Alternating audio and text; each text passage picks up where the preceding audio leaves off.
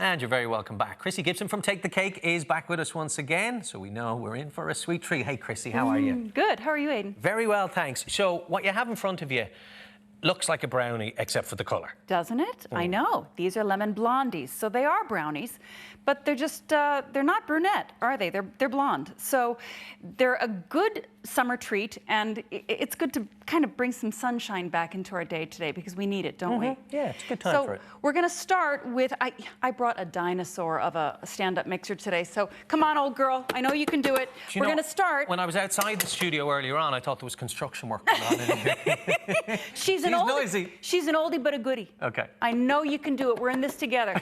So we're starting with 115 grams of salted butter. I don't put any other salt in the recipe, so I do use salted butter for this. That's about 1/4 pound, and 160 grams of castor sugar. All right, here it goes. There she is. So if you want to use granulated sugar instead, you can do that. So what you want to do is mix up your butter and your sugar until it's nice and fluffy, okay? And then we've got 2 eggs that we're using today. I've got pasteurized eggs. Fresh eggs are great too. Make them room temperature because if you use eggs that are too cold, it's gonna freeze up your butter.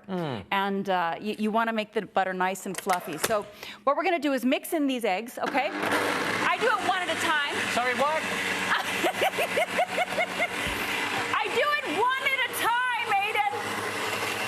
1 egg at a time, and that way you'll know that your eggs are getting nicely incorporated into your batter. And what we want to do is give this as much time as we can so that it'll get nice and fluffy, okay? So we're going to give it another mix, so be prepared to raise your voice.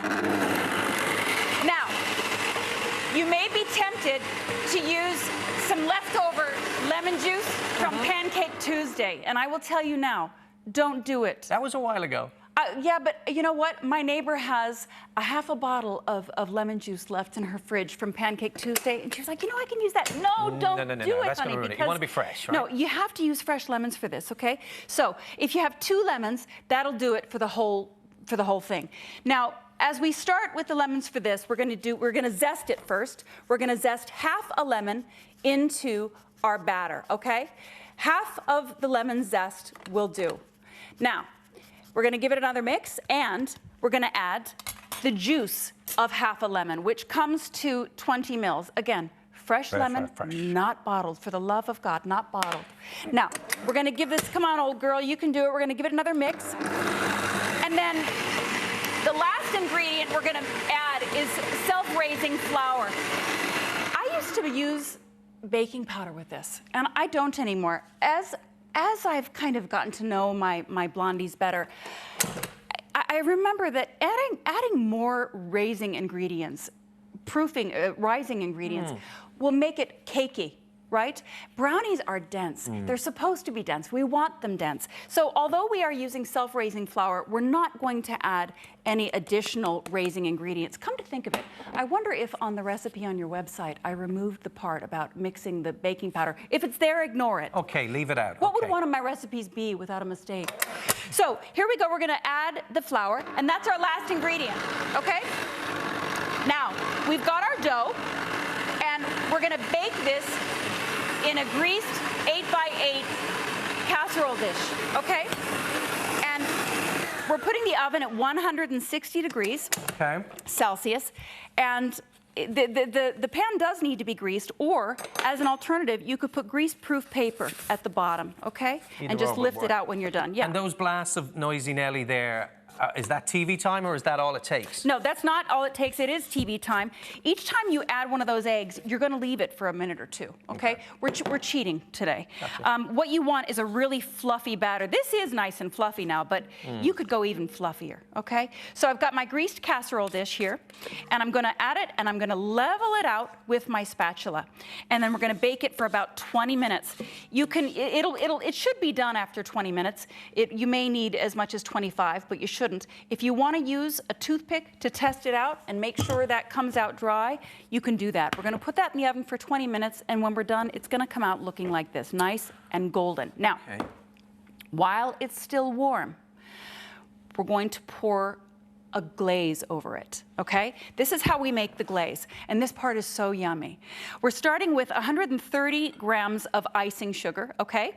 And then we're gonna take another 1.5 lemons, okay? So this time that's 50 mils of fresh lemon juice. If you get if you get pulp in there, that's fine, don't worry about that. But you wanna use 50 mils of fresh lemon juice, which is about another 1.5 lemons, okay? And then we're taking the zest of another half lemon. So altogether you're using the zest of a full lemon, half of it in your batter and half of it in your glaze. So, only 3 ingredients. We're gonna whisk that together, all right?